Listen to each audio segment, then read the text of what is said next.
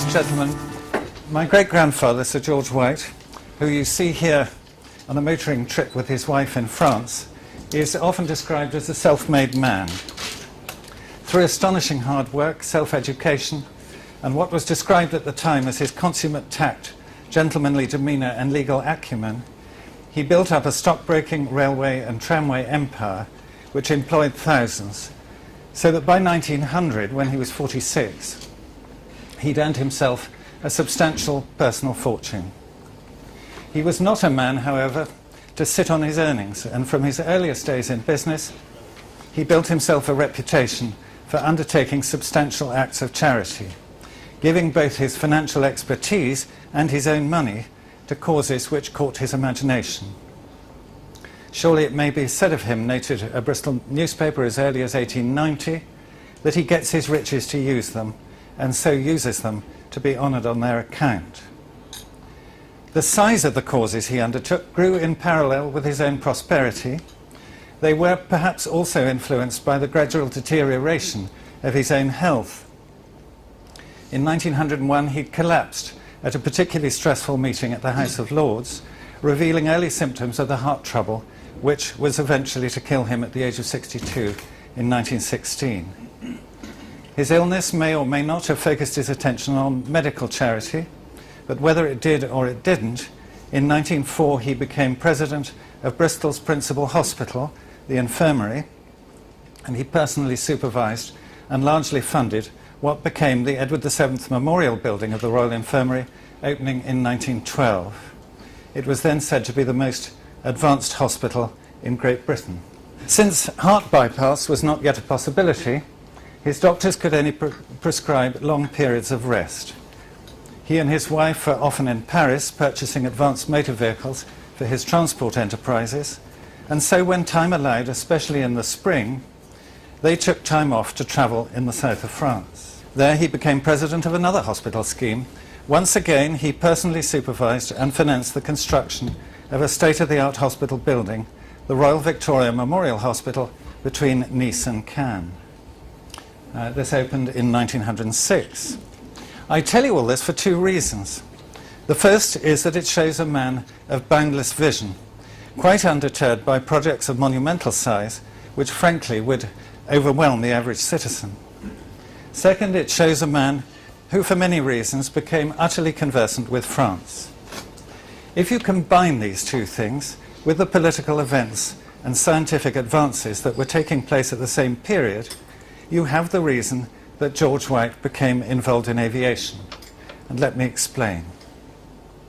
It's now known that Orville and Wilbur Wright successfully flew a heavier-than-air machine in 1903. To protect their highly valuable intellectual property, they undertook trials in the strictest secrecy, hoping that they could, in due time, sell the concept to the United States government, demonstrating the truth of their claims only after initial contracts had been signed. Things didn't turn out that way, of course. Although by 1905 they could fly with the ease and grace of birds, the American government and the other governments they approached absolutely declined to sign any contracts without a public demonstration first. It's almost unbelievable in retrospect, but deadlock ensued, and the Wrights made a positive decision not to risk their aircraft being seen in flight, or indeed anywhere else, until they had a guaranteed deal signed and sealed. As a result, a highly sceptical world dismissed their claims as spurious and focused its attentions on France, which had become the centre of European efforts in the aviation field. In stark contrast to the Wrights' inherently unstable machines, which in capable hands could climb, bank, turn figures of eight, most Europeans were looking to create a motor car of the air, stable, steerable, and proof against the dreadful possibility of slipping sideways to destruction when executing turns. As a consequence, they were far behind the Wrights in technological terms, but slowly and inexorably they were creeping towards very modest achievement. Short hops in straight lines were made initially, followed by longer ones. Finally, in November 1907, Henri Farman became a French national hero by achieving turns culminating in an unofficial circuit of 3,368 feet in 1 minute and 14 seconds on the machine that you see here. No one who spent time in Paris could possibly have been unaware of the growing excitement that these events generated. In Britain, however, very little seemed to be happening.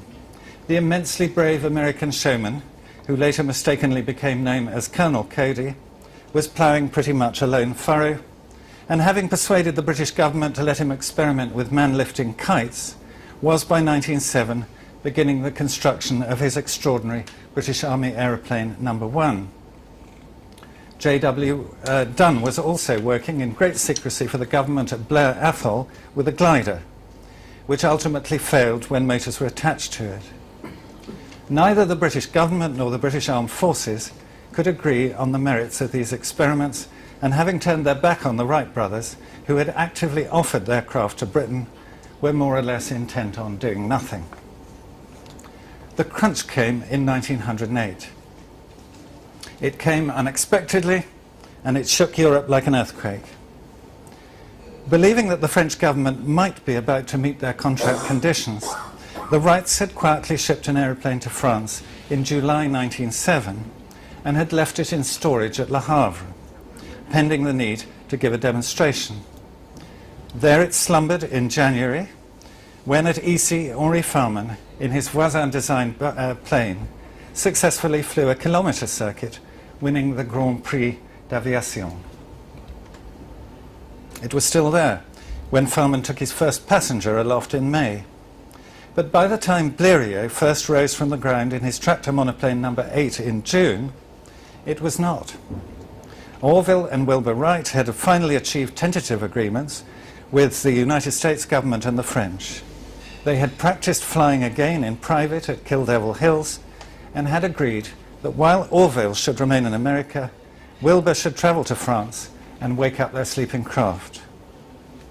At the invitation of the motor car and steam engine manufacturer Léon Bollée, he assembled his machine at Bollée's factory at Le Mans and secured permission to fly it on the nearby racecourse of Hanaudière. It had, however, been damaged in transit, and the remedial work took 2 months to complete. On August the 8th, 1908, though, Wilbur made the first of 9 flights before moving a few miles to Compt de Vaux, where between August and December he made over 100 flights, some of remarkable length, twisting, turning, rising and falling with consummate ease. The effect was extraordinary. The newspapers and the French aviators nearly went wild with excitement, wrote Wilbur. Blériot and Delagrange were so excited they could hardly speak, and Cap Ferret could only gasp and couldn't talk at all. When Delagrange did speak, he simply uttered the words, "Nous sommes battus," we are beaten. From a British perspective, the news of all this was both thrilling and horrifying. Britain had relied on her status as an island fortress since the beginning of time. Until this point, no one had seriously doubted its ability to stave off invasion through the might of her navy. But now things had changed. Not only had Wilbur Wright made flights over Europe, which exceeded the width of the English Channel, but on the 1st of July 1908, the German Count von Zeppelin flew a huge rigid airship, LZ-4, containing 12 passengers, a distance of 240 miles, remaining airborne for 12 hours. Given the deteriorating relations between Britain and Germany and the threatening demeanour of the German government, an anxiety of a serious kind began to take hold on the British nation. If this was not bad enough, the German Industrial Revolution was gaining strength as Britain's declined, and the German shipyards were not only turning out dreadnoughts of a size and might to challenge the British fleet, but a dreadful new invention, the U-boat, was being constructed. These two threats, from the air and the sea, came to dominate both the British newspapers and the everyday conversation of the British public. What, you might ask, is the connection between alarm spreading in Britain and George White, charity, hospitals and heart attacks? The answer is a simple one. The evidence suggests that in the closing months of 1908, George White took the decision to commit his entrepreneurial skills and his personal fortune to an even greater cause than he'd attempted before, namely the defence of the nation. If the British government was paralysed with indecision and unable to act, then he would act for them. It's uncertain how long George White had taken an interest in aviation, but among the archive of his papers, now held in the Bristol Records Office, is a newspaper which contains a full-page report of a speech he made to the tramways workforce, informing them that he'd set up and financed a free pension scheme for all of them. On the opposite page was a woodcut of what the paper described as the aerostat, in which it claimed that two young men named Wright from Dayton, Ohio, had not only flown in excess of 3 miles, but were able to steer their craft in the air. It seems unlikely that a successful transport pioneer such as George White would not have noticed the story and at least given it some consideration. Then there's a coincidence. George White's business letter books show that at exactly this period he was a regular customer of Léon Bollet's. Not only had he corresponded with the Léon Bollet factory in February 1908, but he'd also just ordered a powerful 75 horsepower Bollet car through Emile Stern, his motor agent in Paris. Stern was in regular contact with Bollet in the early months of the year, and it's hard to believe that he didn't hear and pass on to George White, a major customer of his, something of the growing interest that must have been generated at Le Mans when Wilbur Wright began to reconstruct his aircraft there. The critical moment came in October 1908. George White had been in France in June and had perhaps then ordered 20 Charon taxi chassis through Emile Stern, which were due for delivery in England in August. And here is an example. However, some serious problems arose with the order, and as on the due date, only one chassis had arrived in England. So it seems that George Challenger, son of the traffic manager of Bristol Tramways, was sent to Paris to sort the problems out, and he stayed there for 3 months. Challenger didn't much enjoy Paris, and certainly missed his wife, who remained in Bristol. He was, however, captivated by the aeromania he found all around him. In Paris, one finds the beating pulse of a new era, he wrote. It causes no surprise if, on looking up, one sees a dirigible performing graceful evolutions. Picture postcards of all the aeroplanes command a ready sail. Aeroplanes in flight forms one of the chief advertisements for many of the cinematograph entertainments. Referring to his own enthusiasm, he added, "The humble enthusiast is not regarded as an amiable lunatic in France." It's not clear who was responsible for what happened next, but suffice it to say that on the 31st of October 1908, George Challenger, George White's tramway employee, Sidney Smith, George White's nephew, and Emile Stern, George White's agent in Paris, set out in the early hours of the morning in a motor car. Their aim was to travel first to Chartres to watch Blériot undertake a cross-country flight, and then to drive on to Le Mans, where once again Wilbur Wright was due to fly. As it turned out, a sticking carburettor float, a punctured tyre, and a broken valve spring dogged their progress. And so they missed Blériot altogether, and they reached Le Mans only as Wright was completing his last flight for the day. But they drank in the atmosphere, and far more importantly, they succeeded in meeting Wright and his European agent Harto Berg before they returned home. They recorded the event by inviting Wright to sign a picture postcard showing his aircraft, and then signing it themselves on the back. Their inscription reads, October the 31st, 1908, signed at Le Mans by Mr. Wilbur Wright in the presence of Harto Berg, G.H. Challenger, E. Stern, Sidney Smith. It's certain that George White was on the continent again within 17 days of this meeting, but whether he was on aeronautical business or not is not recorded. He certainly included aeronautics when he made his next trip to the south of France 8 weeks later in February 1909, when he and his wife watched both the Wright brothers perform at Pau. It's further recorded that they attended the Grand Semaine d'Aviation at Reims in August, an enormous jamboree at which all the most significant European aviators flew, their aircraft distinctly improved by what they'd seen of the Wright brothers' technology. It was as a result of these events that George Wright decided not simply to build aeroplanes, but, as he said himself, to found an aircraft industry in Great Britain. Despite the fact that there was little chance of recovering any of the cost for many decades, he set about planning a properly financed and properly organised factory at Filton, the northernmost depot of the Bristol Tramway Company. To set the project in motion, he purchased the right to manufacture a French aircraft, which had been designed by the Voisin brothers and marketed by the Société Zodiac of Paris. It came, rather fortunately, with a guarantee to fly. In his characteristic way, he made sure that every aspect of his plan was in order and complete before he made his announcement of his intentions to the astonished annual general meeting of the Bristol Tramway and Carriage Company. Bristol began its operations in February 1910. It was not the first commercial aeroplane company in Britain, having been beaten by the Short brothers in November 1908 and Frederick Handley Page in June 1909.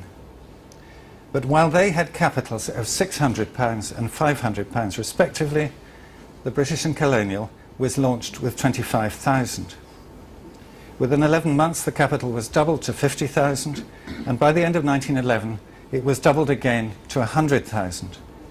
It was a major undertaking, and Bristol publicity claimed it the largest aircraft factory in the world.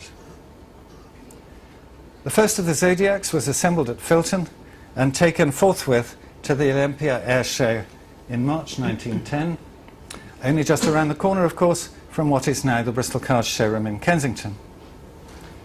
Its design and finish were much admired, but when taken down and reassembled at Brooklands in May, it was found to be underpowered and achieved no more than a short hop. Once again, George Challenger was ordered to design a new aircraft, the Bristol box kite, based on a Farman design, but far higher quality than the French original. Two were built by June, and on the 30th of July 1910, the first was taken to Lark Hill on Salisbury Plain for trials, where it immediately attained 150 feet. Some 400 of these machines were built. And indeed, they became the subject of the first aeronautical export order ever. They were demonstrated in India and Australia. They were raced, and famously were the first aeroplanes to take part in British Army manoeuvres. Years after they were outdated, they still continue to be used throughout the world for instructing novice pupils. C.H. Barnes, who wrote the definitive history of the Bristol Aeroplane Company, said of them, although underpowered and outdated at the end of their career, they survived mishandling, often to the point of demolition. But pupils emerged more or less unscathed, and the mechanics performed daily miracles of reconstruction, so that the school machines were constantly reappearing phoenix-like from their own wreckage. It's largely because of this reputation for rugged reliability that the reproduction Bristol box kite, which you've seen or will see tomorrow probably, which is now sitting next door, was built for the film Those Magnificent Men and Their Flying Machines in the 1960s. So successful was the replica, once the overheating problems of the 1960s engine were overcome, that in August 1964 it flew 121 miles from Skegness to Booker Aerodrome, and on September that year flew 2 more cross-country flights of 38 miles each. It was incidentally presented to the Shuttleworth Trust by the board of the Bristol Aeroplane Company, and here it is on its last visit to Filton Aerodrome, I think in 1968, the curves of the Brabazon hangar roof being just visible behind the tailplane. The chap looking rather nervous on the pilot's seat is, in fact, me. There's no time now to explore the numerous aircraft which were developed and flown in the early years of the Bristol Company, beyond observing that in his pursuance of countering the aeronautical and naval threat to Great Britain, George White went further still. In 1911, using the facilities of the aeroplane company and his own money, he backed the ingenuity of a young naval lieutenant, Charles Denison Burney, later Admiral Sir Charles Denison Burney, in an attempt to counter the U-boat threat. The Secret X project they undertook was to develop an anti-submarine aircraft which could spot an enemy lurking in shallow water from the air and pursue it and attack it on the water, riding on long-legged hydrofoils.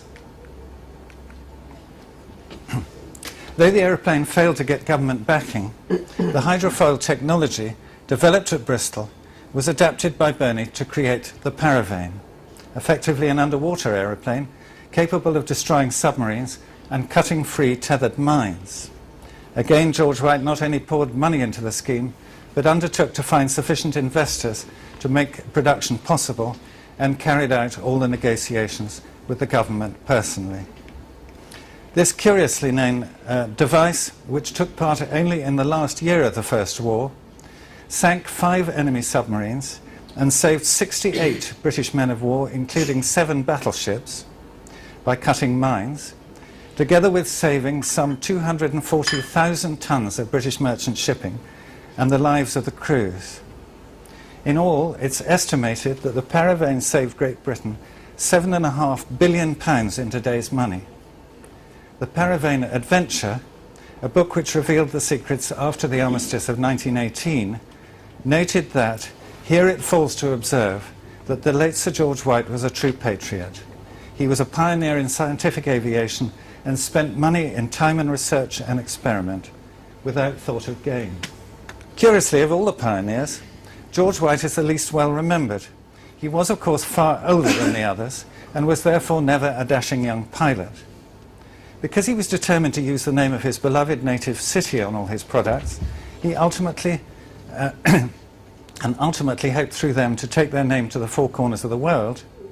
He gave up the opportunity to become a household name in his own right, as did Rolls, Sopwith, de Havilland, Shorts and Handley Page.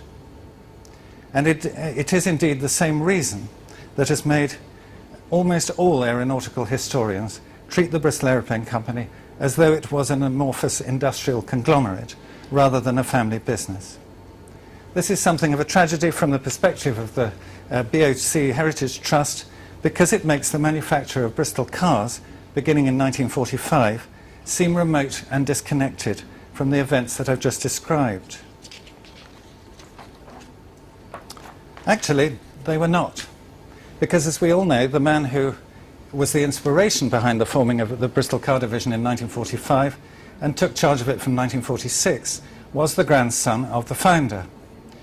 But there was a much closer connection which historians tend to forget.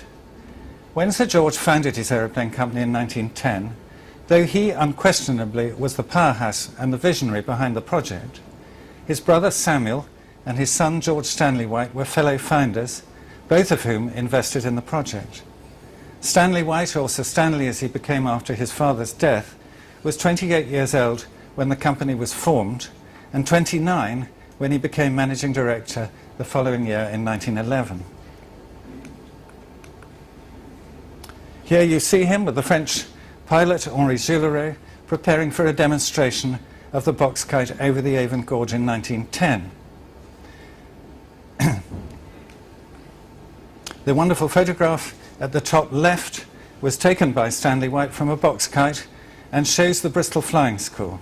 To the right is a second picture of Bulford Military Camp taken by him to demonstrate the vulnerability of the military against aerial bombardment. Here we see him standing on the steps explaining the new Bristol fighter to King George V in 1917.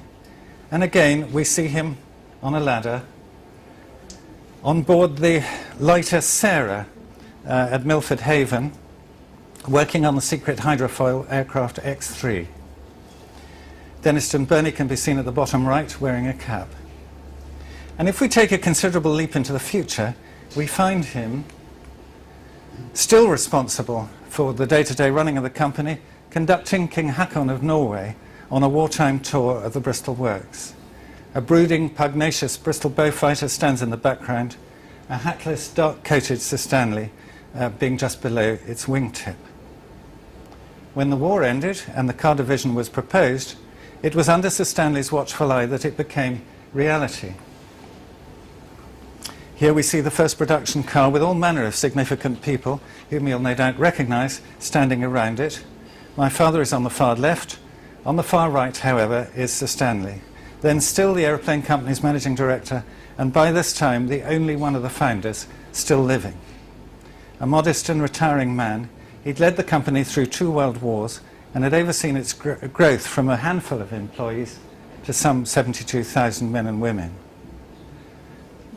Finally, we see him again in the boardroom of the company with his father's portrait behind him, and with my father and Major George Abel beside him to the right. Together they're pondering the design of the 401. In him, the early days of those magnificent men and the founding of Bristol Cars came together. When you walk round the Shuttleworth today, and when you watch the flying tomorrow, you'll find his products all around you. Some beautifully recreated in recent years, some original.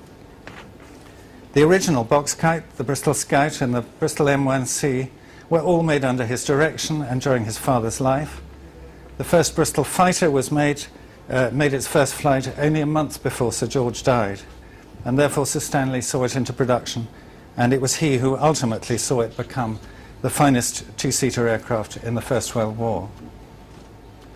Don't forget that the Lysander outside is powered by a Bristol engine, as is the Gloucester Gladiator, and although much later, these engines too were made under his direction. So their history and that of Bristol Cars becomes very much one. I hope that in the last 20 minutes, I've shed some light on the founding of the extraordinary Bristol company, and that I've linked the cars that you own more closely with the romance of the Edwardian era. Most importantly, I hope that what I've said will make the rest of what you see and hear today all the more exciting.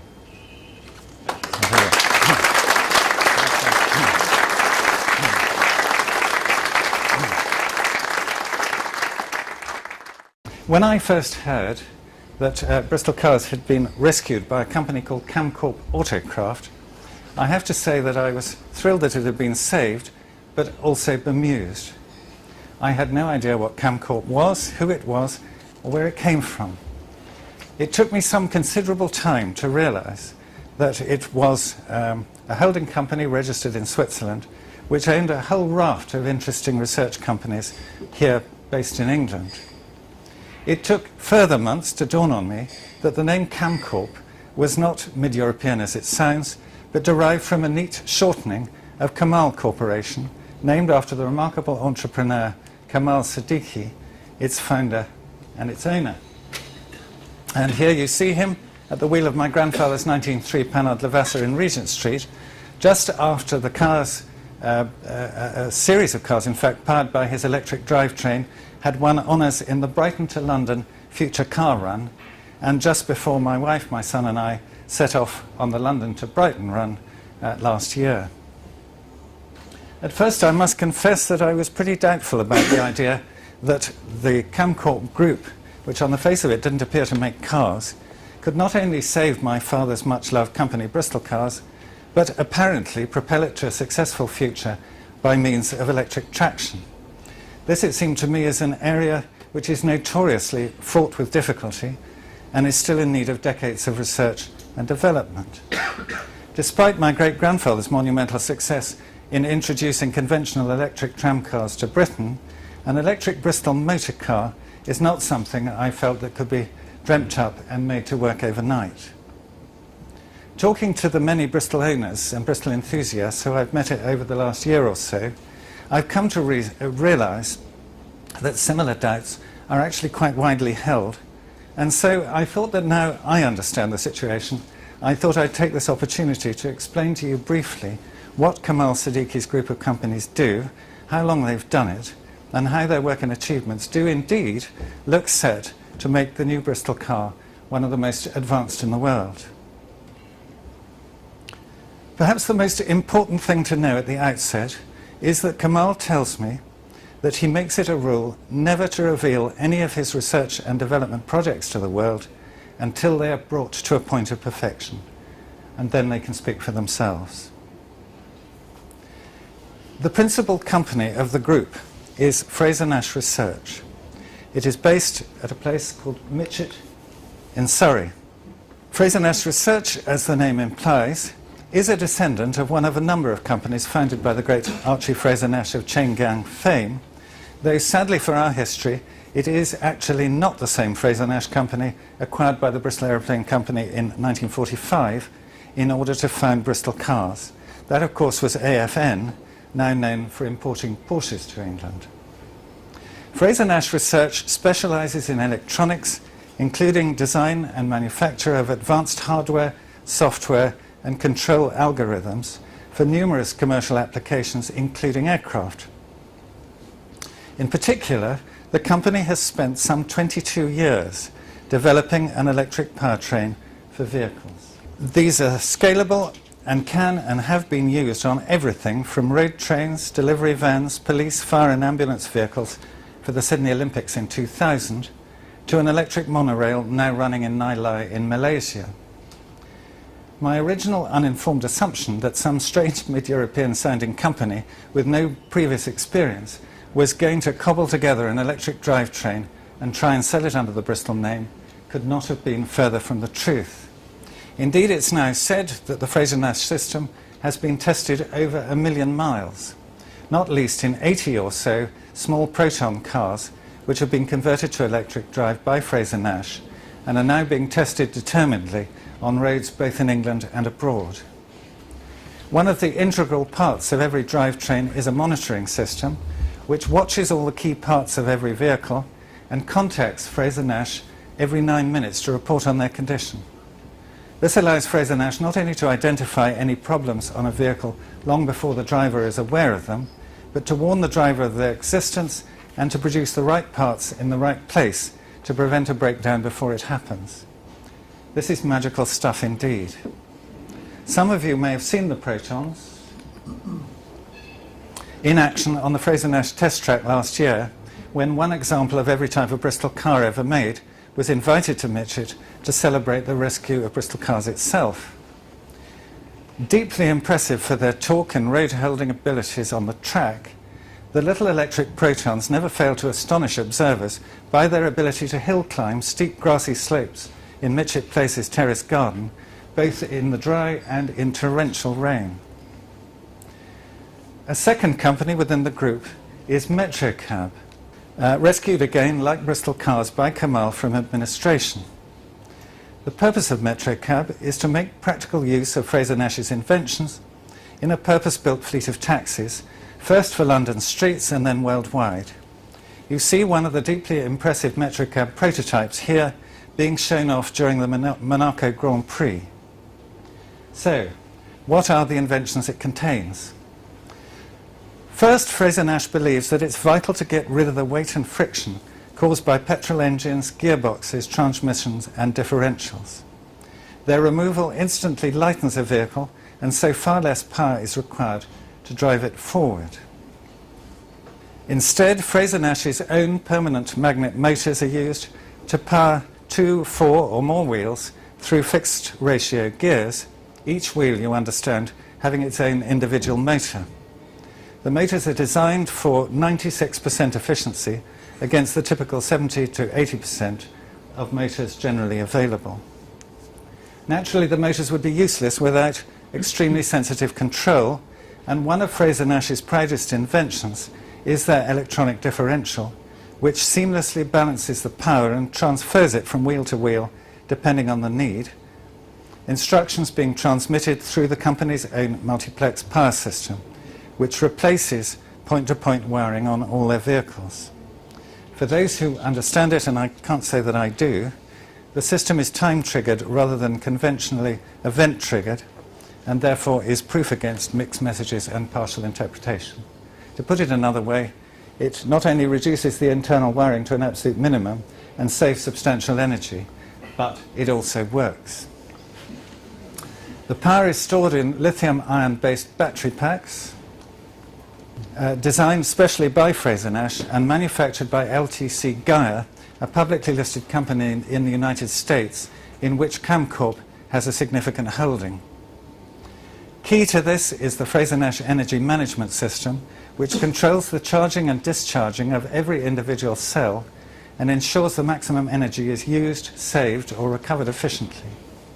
As for battery life, this is, I believe, currently estimated at about 10 years, and replacement costs will be kept deliberately very low.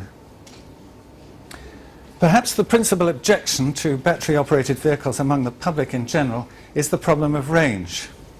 Recharging batteries is a slow process, and for any vehicle to run out of power at a critical moment is unacceptable. Frazer-Nash has therefore developed range-extending technology, which, in a nutshell, consists of a small economical petrol auxiliary engine, which, depending on its size, can from time to time either top up or properly charge the batteries, and so keep them permanently in optimum condition. If required, the energy generated can be diverted directly to power the wheels, so reducing the charge and discharge losses in the battery. To this end, Camcorp acquired Wankel AG, and through exhaustive research have overcome its rotary engine's well-known problems. The Wankel, or any other motor suited to the size of the vehicle, can be run extremely economically at a constant optimum speed, so that the vehicle's batteries need never run flat. In the case of the Metrocab taxi, which in London is required to emit zero emissions in areas of high pollution and outside schools and hospitals, the petrol engine is programmed never to switch on in those places. And of course, if some other means of generating electricity, such as hydrogen cell technology, becomes economical during the lifetime of a Frazer-Nash powered vehicle, it can simply be installed in place of the existing motor. Conscious that the sun is the best and cheapest supplier of energy in the world, Camcorp some years ago purchased another small research company called Whitfield Solar, and through Whitfield it has developed what is known as a solar concentrator. No one can fail to notice that the roofs throughout the country are being relentlessly glazed over with standard solar panels, the cost of which lies largely in the silicon used to manufacture them, and the considerable weight of which lies in the quantity of glass required. Whitfield have reduced these heavy and expensive panels to a series of light aluminium V-shaped troughs, at the narrow end of which is a thin strip of just 12 monocrystalline silicon cells, and at the open end of which are lightweight magnifying lenses. You see one of these in the top illustration. Batches of 24 concentrators are mounted in light frames, as you see below, which themselves can be set on the ground, on roofs, or anywhere else where the sun regularly shines. A beautifully simple device, relying on a tiny shadow, causes the concentrators to emulate the sunflower and automatically turn their faces to the sun throughout the day. In the winter they turn downwards, in the summer they turn upwards, depending on the apparent position of the sun in the sky. Being very light, relatively porous to the wind, and not being sensitive to shadows, they can be positioned almost anywhere. And since they're self-adjusting, they need no complicated foundations or skills to assemble. While it's accepted that solar cells of any kind are less effective in high latitudes than low, Frazer-Nash have ingeniously used Whitfield concentrators to create the walls and roof of a 4-taxi cab stand, so that waiting and parked electric metro cabs can enjoy the benefits of free fuel. Solar cells have further been incorporated into the products of another of Camcorp's companies, Metrail. This has developed and for 9 years has been running a hugely efficient electric monorail in Malaysia, in which each coach carries its own individual extended range powertrain. Running on rubber tires, the Metrail does not require the weight normally carried to provide traction on metal rails. As a result, it can turn a 90-degree corner in 30 meters, where a conventional rail system requires 180. Because it's light, it can span more than 30 meters if required, and it's therefore substantially cheaper to build than a conventional system, and substantially cheaper to run. Also on rubber tyres, of course, are the Fraser-Nash powered bus currently under construction by the company and a series of heavy lorries. These have the same breathtaking torque and top speed as all other Fraser-Nash vehicles, and as you see here, have the same ability to climb almost anything put in front of them, including, as Kamal proved to us the other day, the steep grass terraces of Mitchett Place Garden. Fraser-Nash are proud to boast that if FedEx exchanged their current fleet of 30,000 commercial vehicles for lorries powered by Fraser-Nash, they would reduce their current $2.3 billion fuel bill to $1.5 billion each year. Naturally, the saving in CO2 would also be monumental. So where does all this achievement leave Bristol Cars? The answer is that Kamal Siddiqui, a man passionate about motor cars and owner of some of the most enviable cars currently made, has for some time been looking for a mark known throughout the world in which he can bring together the decades of research which he and his company have carried out. Providentially, it was Bristol that became available at the critical moment, and he grabbed the opportunity with both hands.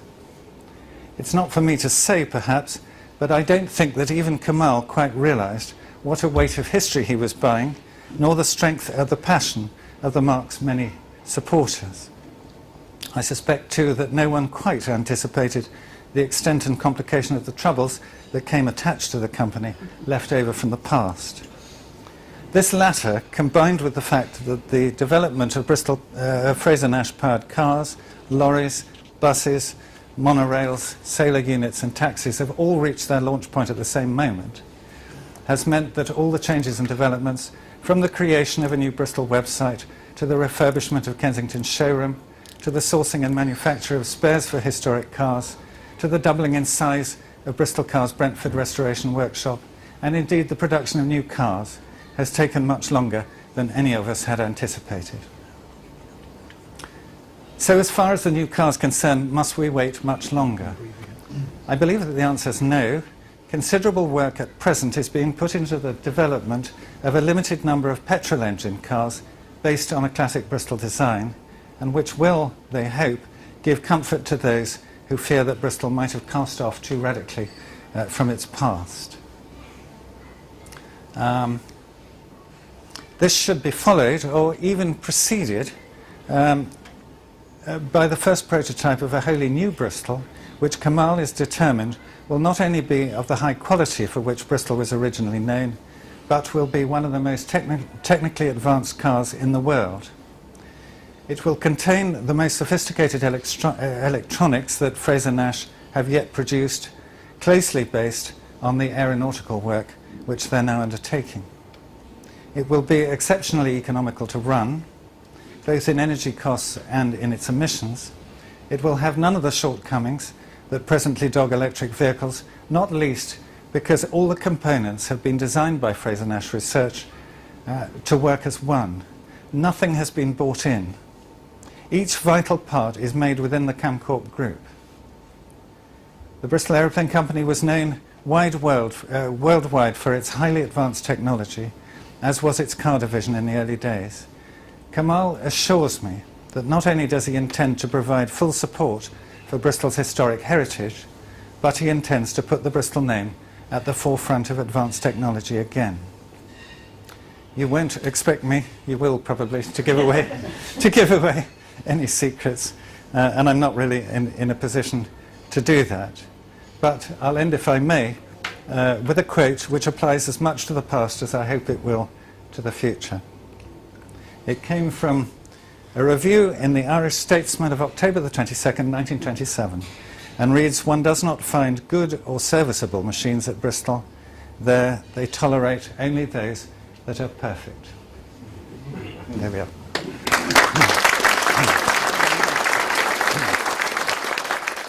Welcome to everybody. This talk is essentially the culmination of lots of years of work trying to sort out how many Bristol 400s of different types were made during the years they were made from 1947 to 1950. It's a joint production between myself and a gentleman, Jeff Dowdall, who some of you will know, who is an Australian who has been very assiduous in collecting data of the considerable number of cars, or reasonable number of cars, that went to Australia, particularly 400s. Preceded by a lot of work done by Bob Charlton, with whom I've worked for the last 30-odd years on essentially what's called the register, or what was produced as a chassis list, which is this wonderful document here. This is a big update of information that I have acquired fairly recently. I propose to talk for about 30 minutes, and hopefully, if I get the timings right, there should be 5 or 10 minutes for questions at the end of that time. This is a brief summary of what we're talking about. Background to car production, numbers made and when the cars were dispatched, the markets they went to, the agents they went through, and finishing off with a summary of changes that occurred during production, the rhyme and reason of which we're still trying to sort out, because there was a lot of relatively minor changes in the actual appearance of the 400. I want to emphasize this is nothing to do with prototypes, design. It's particularly all to do with production cars. So no prototypes, no drop heads, etc. made out with the factory. Essentially, I'm concentrating on the cars that were made at Filton. We all know that the 400 was based very closely on the BMW 327. Actually, having a 327 fixed head in front of you is quite a rare thing, and they didn't make that many in the first place, and only 14 were ever imported into the UK, and that is one of them with the 328 style engine, which obviously was the engine that was developed for the 400. They look quite similar, but what most people know as well is that the 400 is a bigger car. It's bigger in all dimensions, not by much, but just a little bit here and there. Helped them achieve the design brief, which was to be able to seat 4 people and carry some luggage. I like to think of the 400 really as a smoothed off and sort of anglicised version of the 327. BMWs did rather love their styling designs and their use of two-tones, which worked extremely well and was a very pre-war sort of thing. I don't think that design would have looked as good in front of the post-war public as that one, but that's just a personal opinion, obviously. If we look at the other end of the cars, and my prototype drop head does creep in here, I'm afraid, just because the photograph exists, and it does show the pattern of the very early, or probably the first 100-odd 400s with the smooth boot with the spare wheel inside, compared to the back of the 327 and the back of the 400. Again, extremely similar. I wouldn't want to quibble about that at all. This, again, is a slightly fuller design, so that's where you get a bit more luggage capacity from, which is what they were after. Just really pushing a little bit here and there to make the car, I think, appeal to a broader audience. The 327 fixed head was a very limited production car, actually, pre-war in Germany, compared to the tens of thousands of 326s and 320s they made. Okay, most of this talk is about 400s, but it's worth recognising the fact that because the chassis, the essential chassis frame, was common to 3 models, you actually got sort of 3 cars for the price of 1 almost. So on the same chassis frame and essentially the same mechanics, shock absorbers, engine, gearbox, etc., you constructed 3 actually quite different cars. You've got a 400, 401, which is a bigger car with more seating area, and the 402, which is a drop head. And I think that is sort of shown in a way that this was no accident. We tend to think of the cars following one after the other, but actually the 401 came in very shortly after 400 started to leave the factory. Inside the factory, it wasn't announced and released until a little bit later.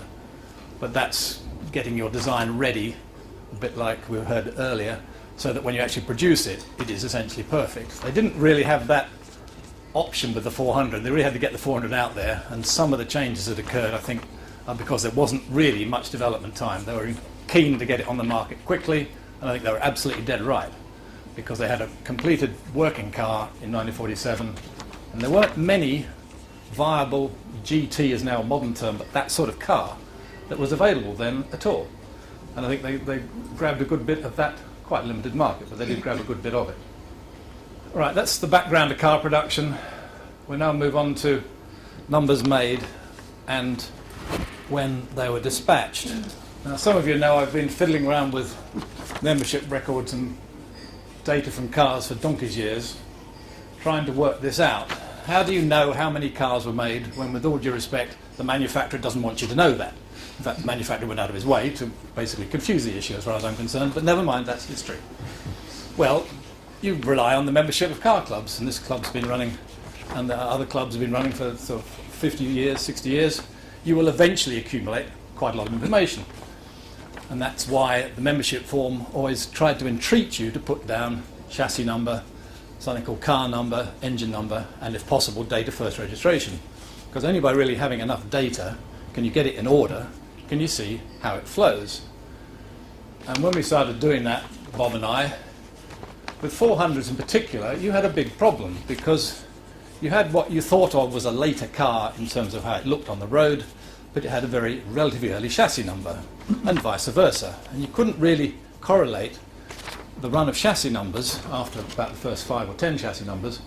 Thereafter, particularly in the middle of production, you had late chassis numbers on early models, and it really didn't make much sense, and the dates didn't make sense either. You couldn't quite correlate, when you got enough data, to see that this car's bound to have come after this one, but actually the chassis number's before it, so, you know, what's going on? And it's partly because Bob and I, in a way, made a mistake years ago when we were looking at this data, and we concluded, not having much data to work on, that what is quite clearly called on the car plates a car number was actually talking about a body number, i.e. the body was made over there and it was given a number, chassis was made over there, given a number, two came together, you had a complete car. Well, I've never actually found a body number on a body, so we were actually on wrong ground there. And what this talk is really going to end up showing to you is that really the car number, with regard particularly to 400s, is the important number to look at when you're trying to work out how many cars were made. Curiously, you go from the first car number to the last car number, and you end up with the number of cars made. But we didn't think that way at all. We thought the chassis number was going to give us that information. But chassis can mean several things to different people. A chassis can be just a frame without any suspension on it. We tend to refer to it now almost as the car. We talk about getting a car, what's its chassis number? We're talking about identifying the chassis number as being essentially the car number. And that's sort of where we tripped ourselves up. So, getting onto this relied on having a lot of data. We also needed to notice what the manufacturer was telling us. On this plate, which virtually all 6-cylinder cars have a version of it, it changed with time obviously, there's a bit called car number. I hope people can see it. That one says 400A348. Down here is a chassis number, 400-1578. Okay, so here you can see that these aren't following in much of a sequence. You've got an engine number in here as well, and we'll come back to talk about engines in a bit more detail later, and engine numbers, their own little mystery as well. What's interesting to me is that there was this secondary characteristic here, this secondary character rather. You've got 400, then /A /a number. Chassis numbers went in a similar sort of style, 400/1. Actually, it's a dash here. It's a slash on documents, and it's a dash on the plates.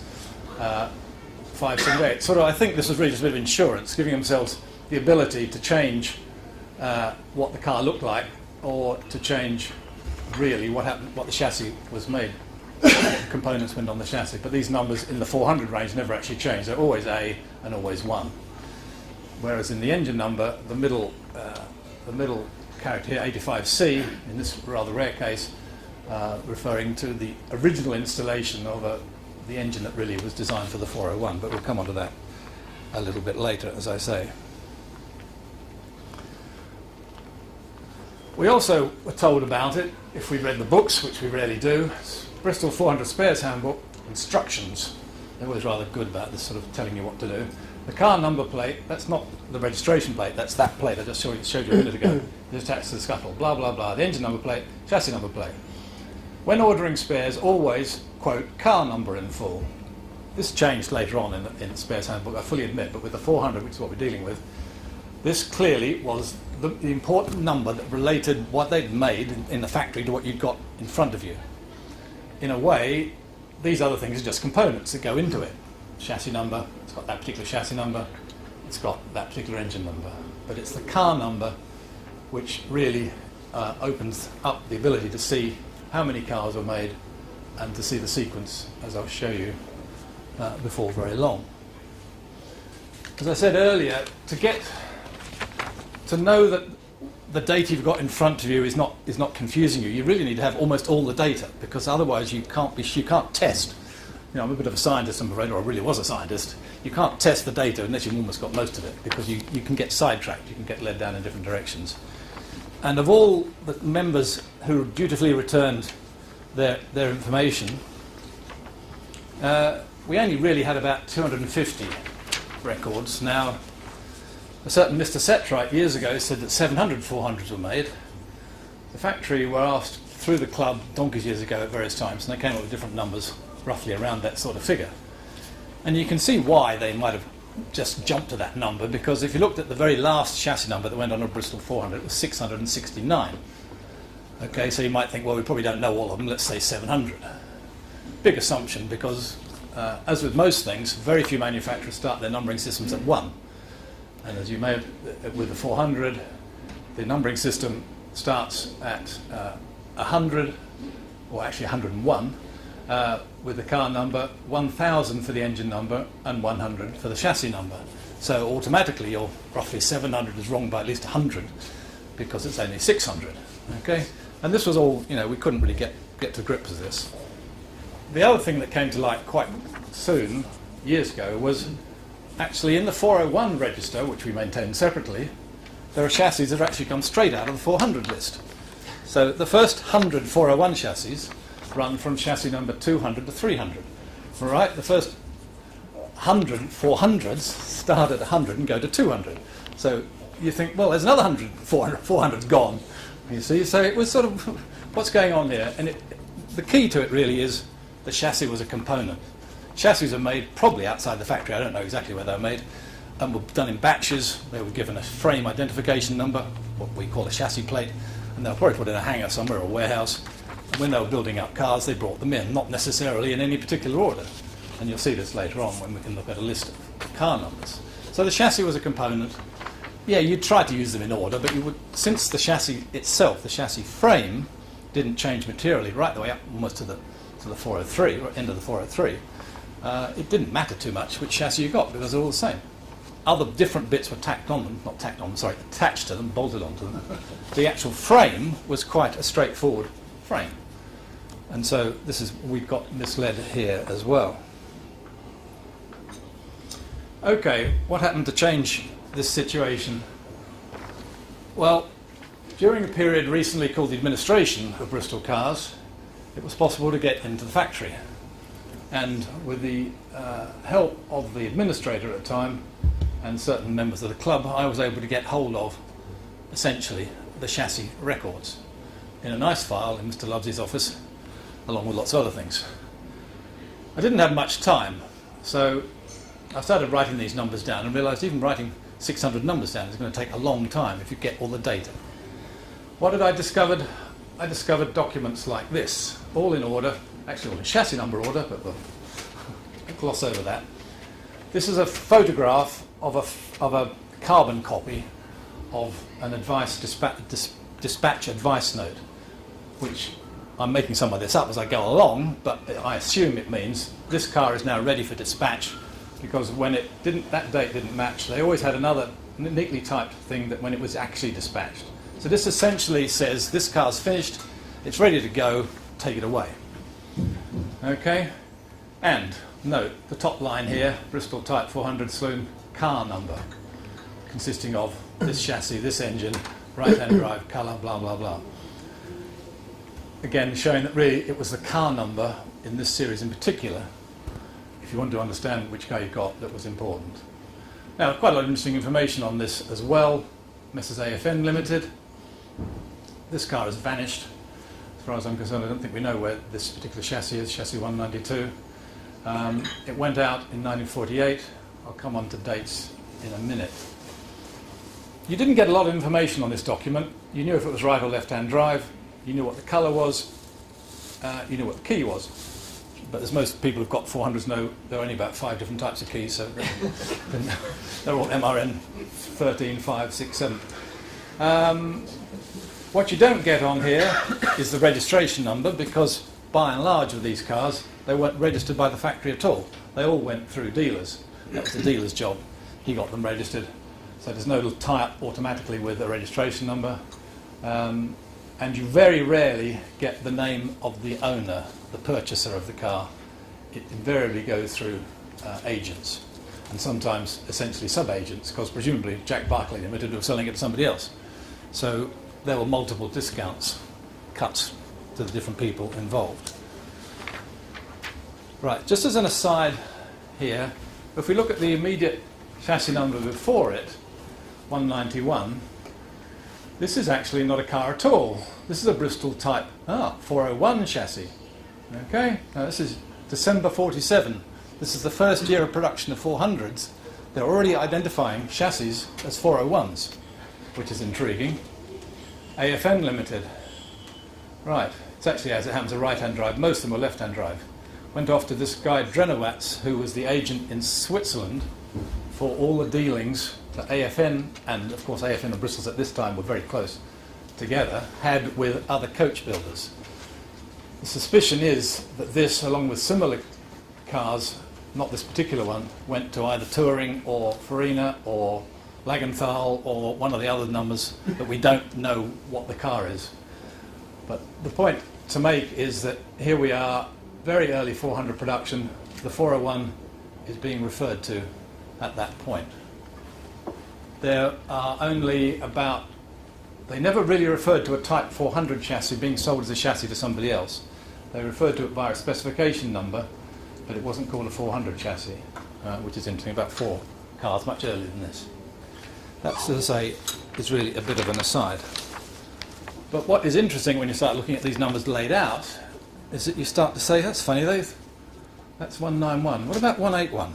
Oh, all right, yes, that's a chassis to AFN too that went abroad. 171, 161, 151, 201, 211. Looks like they had a sort of standing order. Every 10th chassis went somewhere else, which is sort of interesting in terms of the relationship between AFN and Bristol.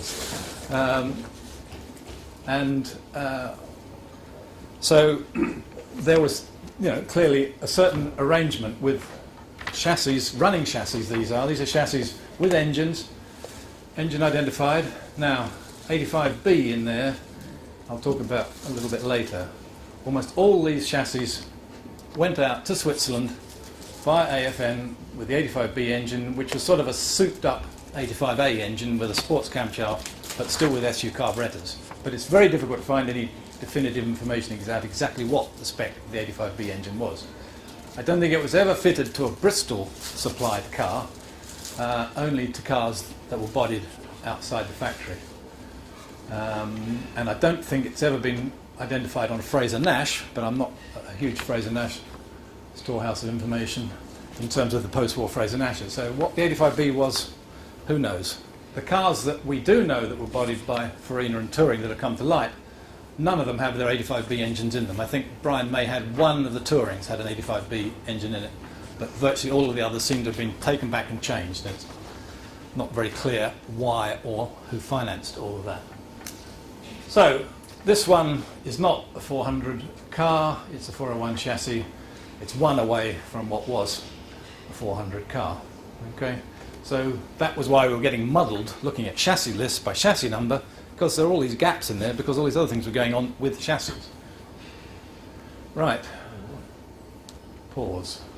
This is a huge Excel spreadsheet I put together by going back to these documents, okay, all of which I've got photographs, and picking up this number and the engine number and the car number, the date, who it went to, and putting them into a spreadsheet of which this is a section chosen at random between car number 261, so that's, remember they started at hundreds, that's roughly car number 160 down to 185.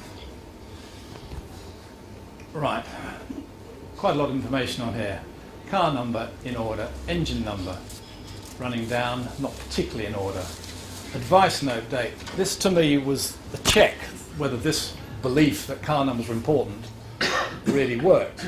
These should run up in sequence, okay, and there shouldn't be too many. There might be the odd one or two that got delayed being delivered for whatever reason, but they shouldn't be jumping all over the place, okay. And if you look down here, August, August, August, August, September, September, September, September, September. Occasionally you go back, September, October, September, September. These are running through November. Essentially you're running through in a sequence of dates. And then correlation, I didn't get into correlation coefficients, I've forgotten all my statistics, but the correlation between the car number and the advice note date was far, far closer than the chassis number. Here, for example, the chassis numbers. 524, 526, 510, 520, 362. Okay, 140 chassis numbers different from that one. 111. This car was always a real puzzle to us because it had, remember the chassis number started at 100, so that's the 10th or the 11th car made, by thinking of it in chassis terms. Yet it was registered in 48, which is really halfway through production, and the car number, or rather the body itself, was clearly a so-called late or second series body. Now, there's an interesting history with this car, which may all come to light in due course. It still runs around. It's the saloon I've had several times with wind-up windows. It's been re-registered because it went to Australia, and when it came back, unfortunately the person didn't apply to the right department of the DVLA and got a new number put on it, which is KSK 417. Doesn't matter too much. The dispatch advice note, which this data comes from, records it being delivered to the aircraft division. Okay, different division in BAC, Bristol Aeroplane Company. Obviously they have to pay for their cars. Wing Commander Todd, who's a member of the Bristol Owners Club, who has written extensively, or several times in the bulletin, owned this car, and he said it was Cyril Ewan's car. Now, Cyril Ewan's was the chief test pilot and eventually chairman, I think, of the Bristol Aeroplane Company. So this was almost certainly a car that stayed in the company, was modified, changed, and eventually sold, probably when he moved on to getting a new car. And I suspect the wind-up windows were put in because he had the clout to say, I don't like these glass slidey things, because it looked like it had been modified. But it's the only saloon I've ever come across, apart from the drop heads, which had wind-up windows, but of course we're not talking about the drop heads because they're prototypes, the only saloon that ever had wind-up windows. 111. Other interesting things here. Particular owner is noted on this dispatch note, the Hon. Lady Isabel Guinness. Okay. Names most of us in the Bristol world know, Bradburn and Wedge, Jonathan Bradburn, and I'll come on to them later. James Gould in Glasgow. So these are all the agents. These ones in with a different colour here are just because I was picking up which ones were Australian, so I had a quick look through the list. I could see which ones went to Australia. They all went through, virtually every one of them, through Commonwealth Motors in Melbourne as the agent, and clearly did good business, as we will see shortly. Here's another car going via AFN to Drenowitz, this time a left-hand drive saloon. Don't think we know anything about that car either. So part of the problem we had information with our records was we were only really getting them from the UK.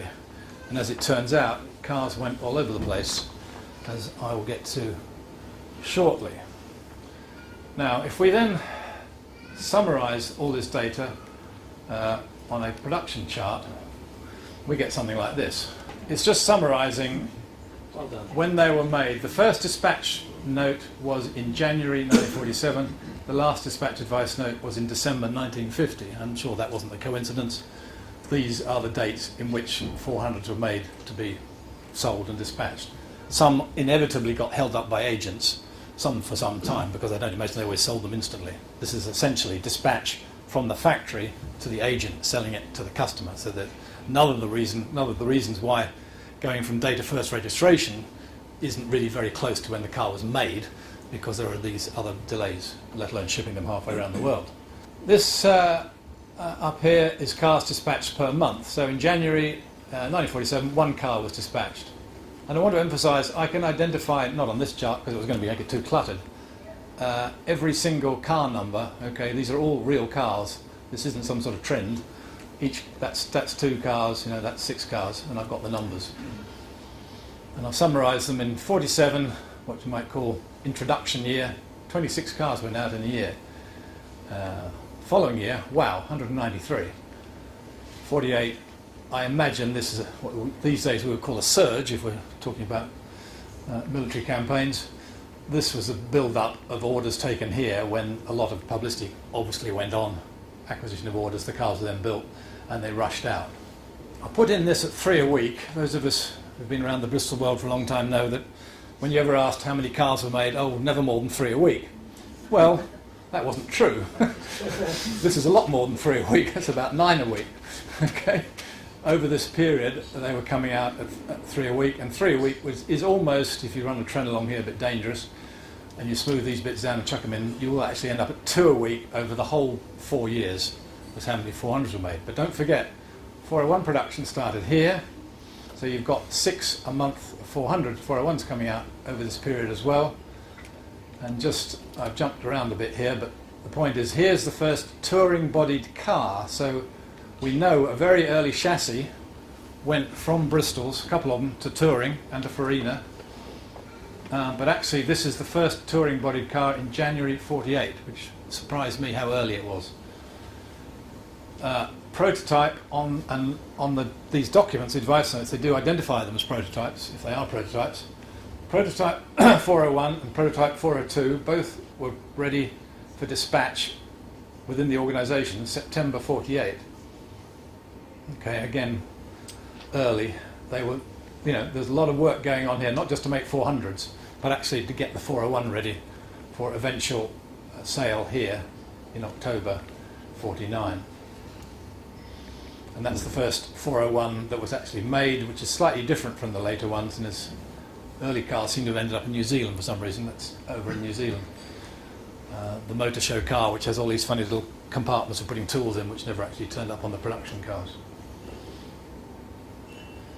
So that, to me, is a very interesting document because it really does encapsulate 400 production. These dates, this number, many fewer rather, than were talked about. Now, if you had your eyes open up here, you might have noticed something in red up here.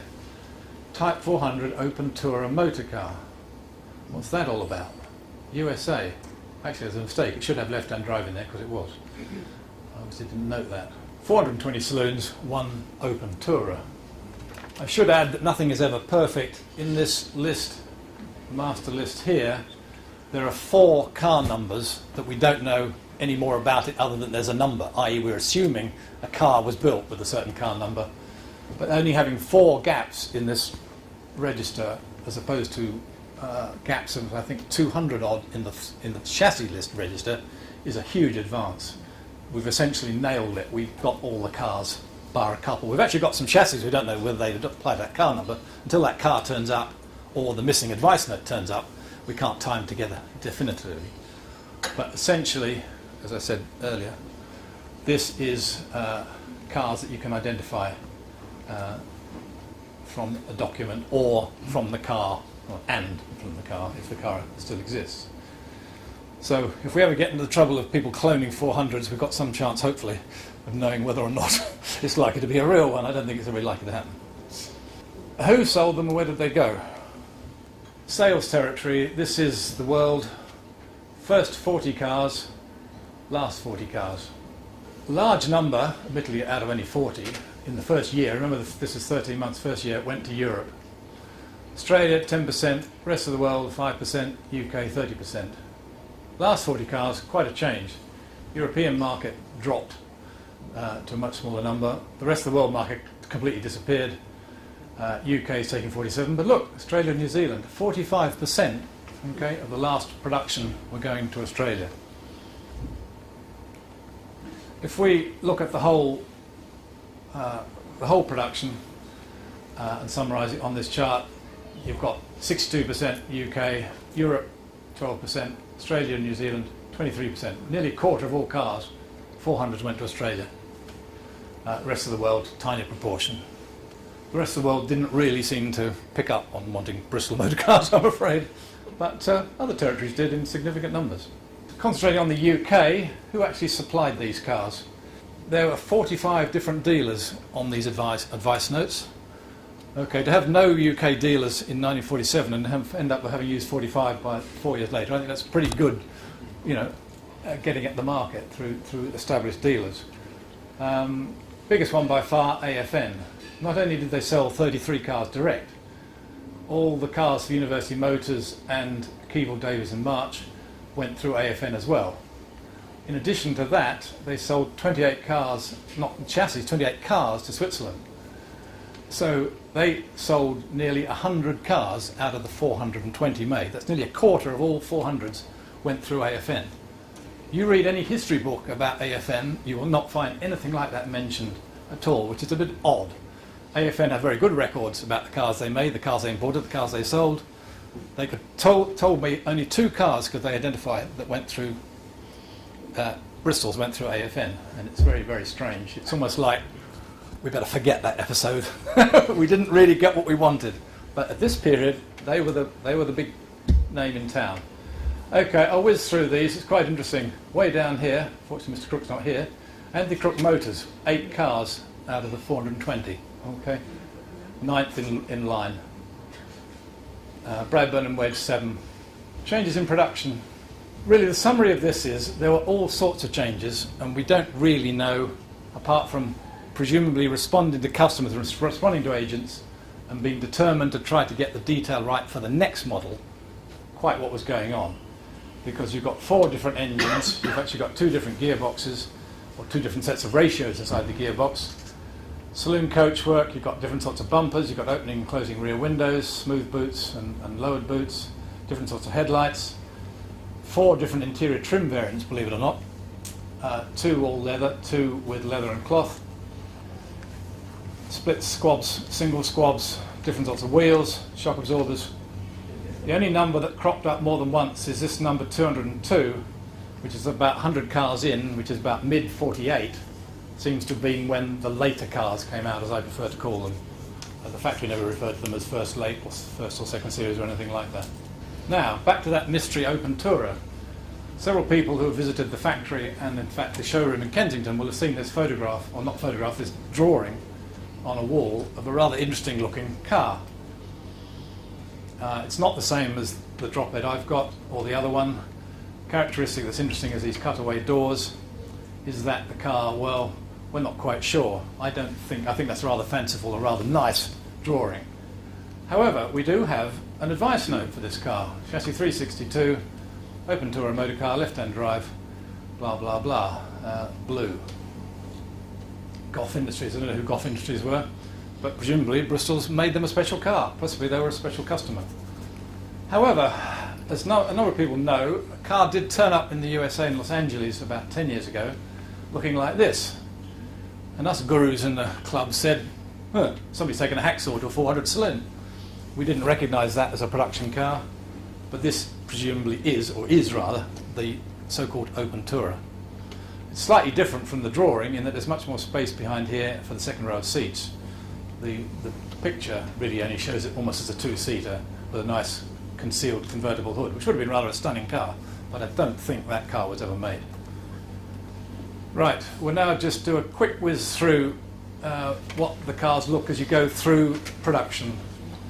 Okay, this is the main demonstrator in the early years for 400s. It started off with curly bumpers, it changed to pressed steel bumpers, it had spare wheel on the back and then the deepened boot. Not surprisingly, as it was presented to the press, it was the latest car. So that car now looks quite different from that when it was early. Here's a first series car, these bumpers. This type of wheel is characteristic of 400s with quite a pronounced dimple. Minor details like how the windscreen was sealed as well. That's the back of an early car.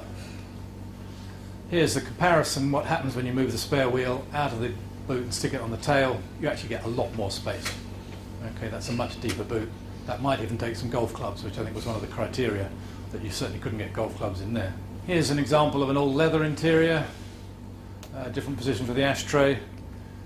Here's an example of what you tend to see more commonly these days, the mixed cloth and leather, which is rather nice cloth down here as well. Though when they're retrimmed, I'm afraid modern restorers often just make a real hash of this and make it just a plain bit of leather, which it never was. It's really a shame. This is the last, almost certainly the last car. Jeff Dowdle has convinced me this is the last car that went to Australia, sorry, last car made which went to Australia, and is essentially that car repainted. This picture has appeared in publicity as the last 400 leaving Filton. chassis car 520. There is a 521, but it was actually delivered by chance about a week or two earlier, so the dispatch note. Interesting personnel here. I've never been able to identify any more than one or two of them. I think that's it. I apologise for overrunning, Stefan. Brilliant. Well done. Thank you so much.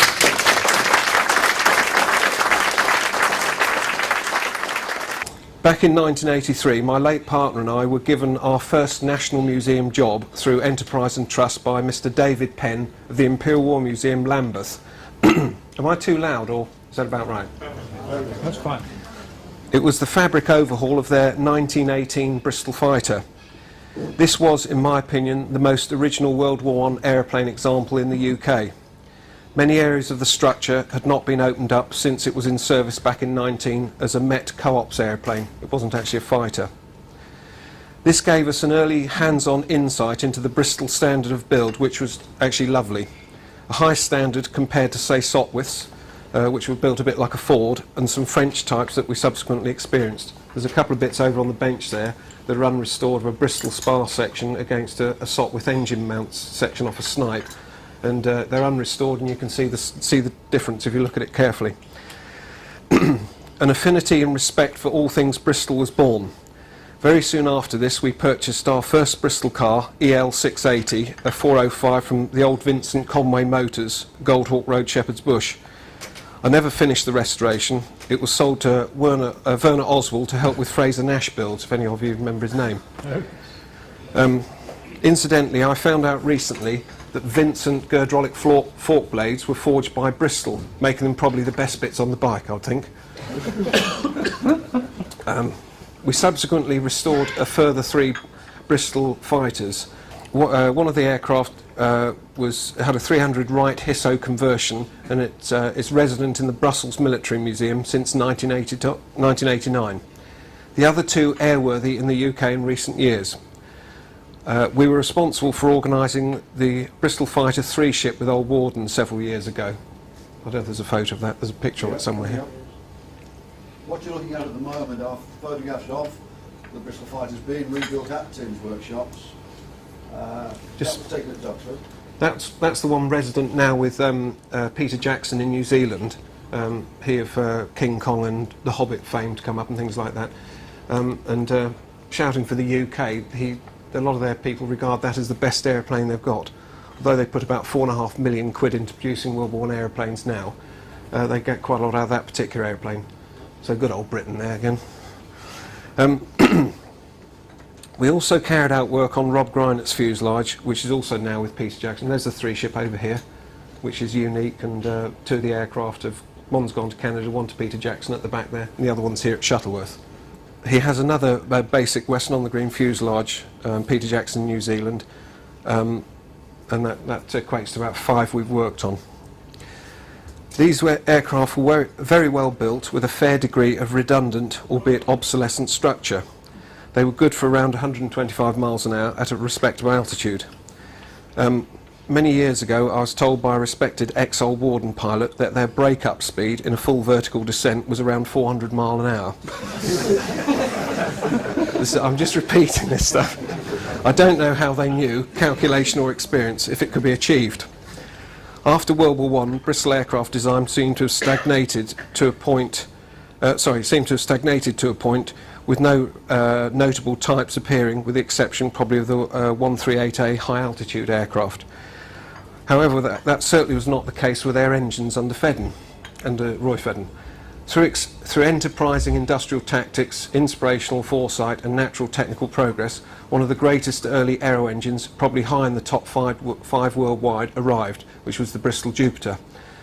The Napier Lion and the Armstrong Siddeley Jaguar being the other UK types of note and quantity and merit, quantity, build and merit.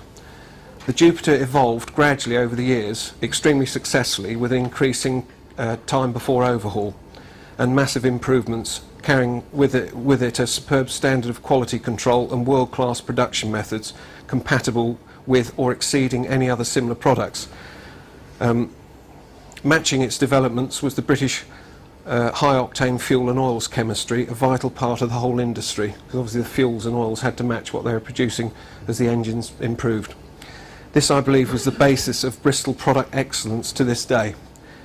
We were fortunate in the early 90s to succeed in a contract with the Royal Air Force Museum to rebuild and recreate the famous Bristol Bulldog ABBB, which is the aeroplane there.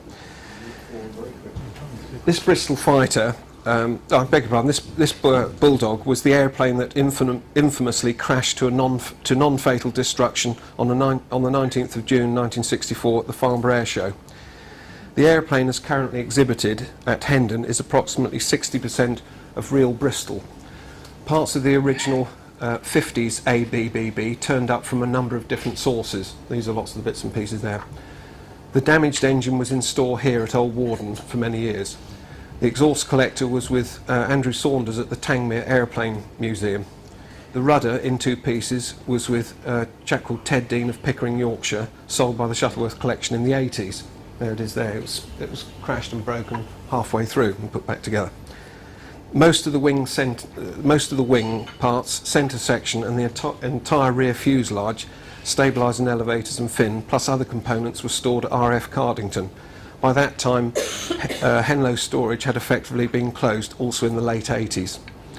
One day the throttle assembly turned up through a contact at the Popular Flying Association rally at Cranfield, which obviously also has the Aeronautical College there, also has Roy Fedden connections.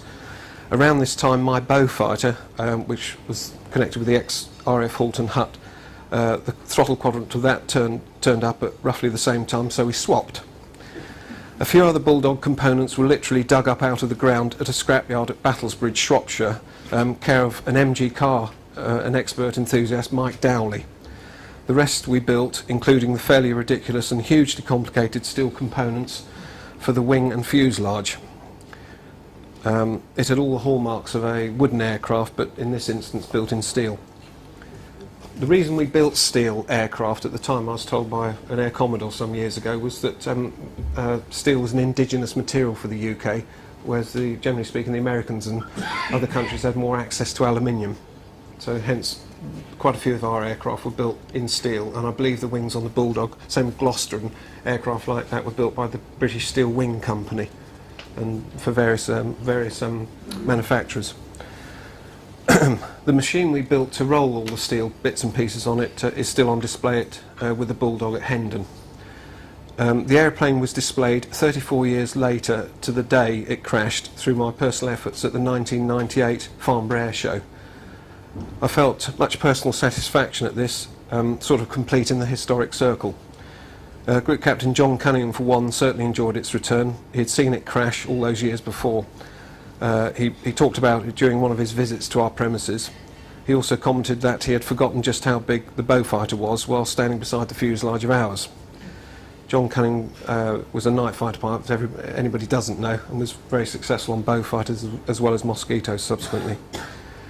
I was also very pleased to have set up the Bulldog to Filton epic for the centenary celebrations. If you don't know, it was placed in the vicinity of an A320 Airbus for publicity. And this came about through the original contact made by the ubiquitous Geoffrey Herdman, who isn't here today, and people from the Airbus PR department. And if you remember, it was very cold. As an interim matter, Sir George White may recall the FAA Bristol Scout, as we talked about earlier, at our premises prior to its acquisition, which is when we first met, I think. During the 30s, a very significant event took place at Filton, which had clear and major design implications during that period. It is subtly recorded in Roy Fedden's biography. A Hercules 1 engine was installed as an alternative engine in a Northrop 2L Gamma, which is an American high-performance early aluminium low-wing monoplane.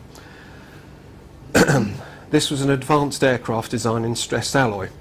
Clearly the Bristol design staff were most taken by this airplane. Relatively quickly, Bristol Aircraft incorporated many of its advanced merits, particularly in the Blenheim Beaufort and Bow fighter.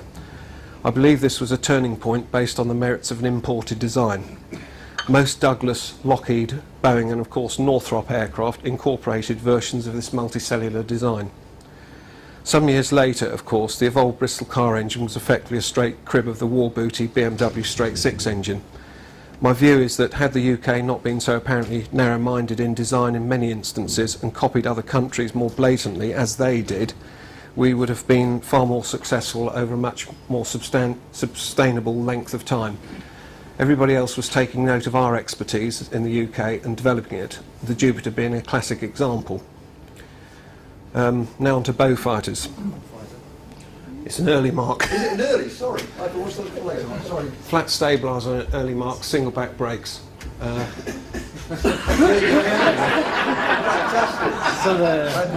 We've only just met. Anybody think I know what I'm talking about?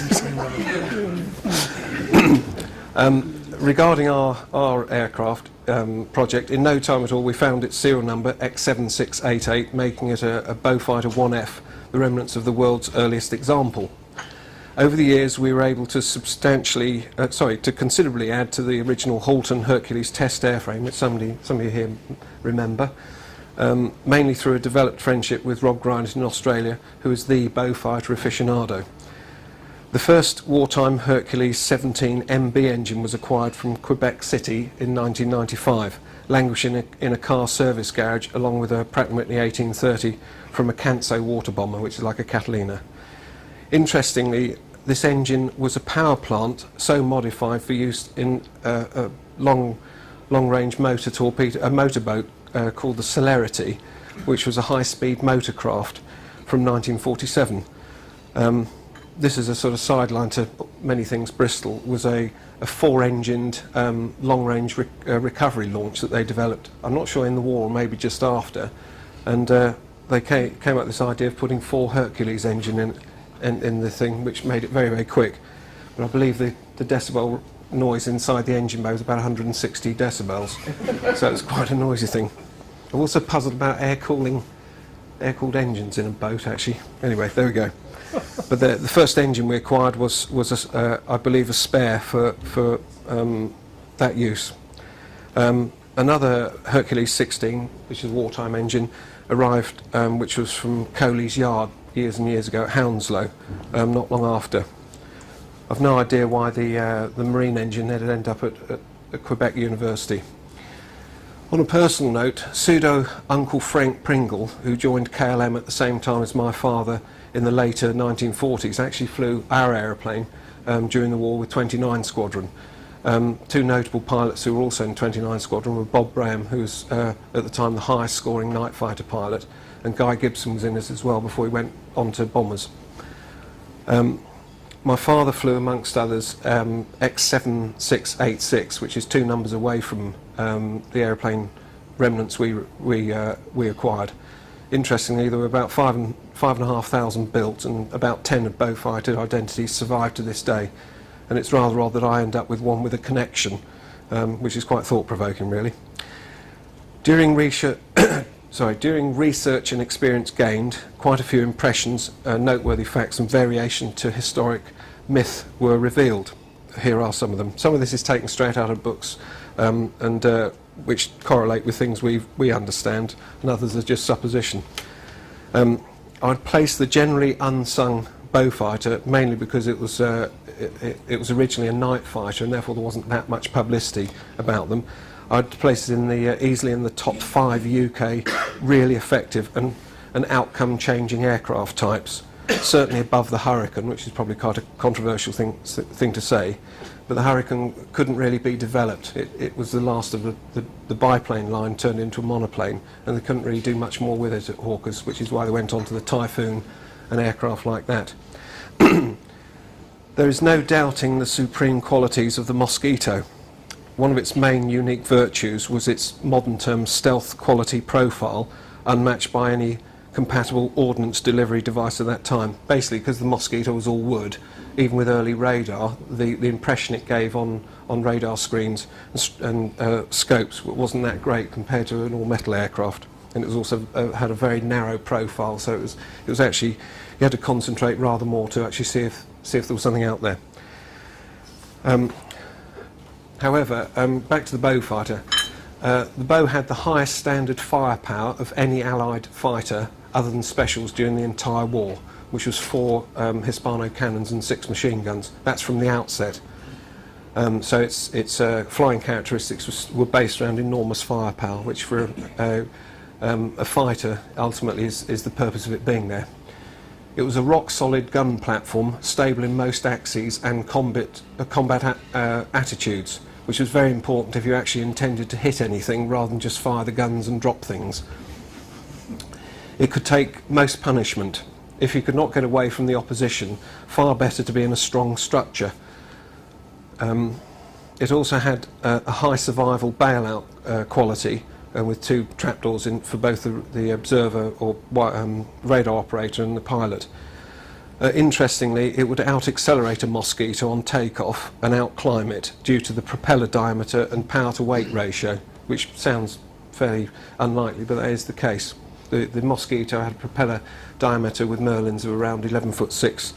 The Beaufighter was nearly 13 feet, so it's like a low gear, I suppose, to get weaving. In combat or interception, slowing down was equally important as high speed, so as not to overshoot the quarry, which very often was going quite a lot slower. The Beaufighter's inherent strength would allow the gear to be dropped at 240 mile/hour indicated airspeed against a maximum speed of around 320 miles an hour to slow it down. The Mosquito fighter bomber needed a speed reduction speed reduced to below 180 mile an hour against a maximum speed of 360 mile an hour, which is approximately a 50% reduction decrease of maximum speed necessary to avoid possible structural damage. So again, it relates to the Beaufighter being incredibly strong for what it was. A few squadrons actually re-equipped with Beaufighters after operating Mosquitoes, I believe particularly in the Far East where the wood suffered, which I don't think is a myth, I think that actually was the case. In certain applications, the Hercules-powered Halifax had a notable performance advantage over the Lancaster, particularly in the Far East. Lancaster IIs, of which I think there are about 360 made, with Hercules engines rather than Merlins, were very good versions, with obviously no combat problems relating to radiators and coolant loss. No production single-engined aircraft were fitted with Hercules. Single, twin and multi-engined aircraft were fitted with Centaurus power plants. The Taurus sleeve valve radial was fitted in the Beaufighter torpedo bomber. The Taurus was a slightly smaller engine in capacity to the Hercules. I think it came out slightly earlier, and it was around 1200 horsepower, whereas the Hercules went on to much higher horsepower than that. The centre wing section of this type, that's the Beaufort, was revamped to Beaufighter design with the pressures of the early part of the Second World War. It was heavier built, and the engine nacelles were brought more centrally to the main chord of the wing because of the larger propellers and shortening the undercarriage, and I think a better interference between a higher powered engine and the qualities of the airfoil of the wing. The Taurus was a notably smaller diameter, which was I think 6 inches less. Consequently, the Hercules in the Beaufighter installation became a bit of a quart in a pint pot, hence the reintroduction of bumps on the engine cowlings and the propeller feathering pumps which were fitted on the Mark VI onwards. That's an early one which I don't think had feathering propellers. Actually, they are feathering propellers. A lot of stuff was retrofitted on Beaufighters. The feathering pump was located in the wheel well. It was a tight fit but functional and successful. As an anecdote, there is a substantial amount of wooden substructure in an early Beaufighter, such as the stabiliser tip booms, cannon covers, equipment mountings, fairings, floor panels, amongst other parts. The Beau operated effectively in every theatre of aggressive activity and latterly flew with the RAF until 1960, which was an exceptionally long career for any RAF type. And that's quite remarkable considering it evolved at such a critical time during the war. To sum up, Bristol's, in my opinion, were virtually the best single manufacturer in the UK had, with possibly, slightly controversially, only Vickers bettering them, I think, latterly, until the total amalgamation effectively lost all individual identity of our aviation companies. That's about it, I think. There we are.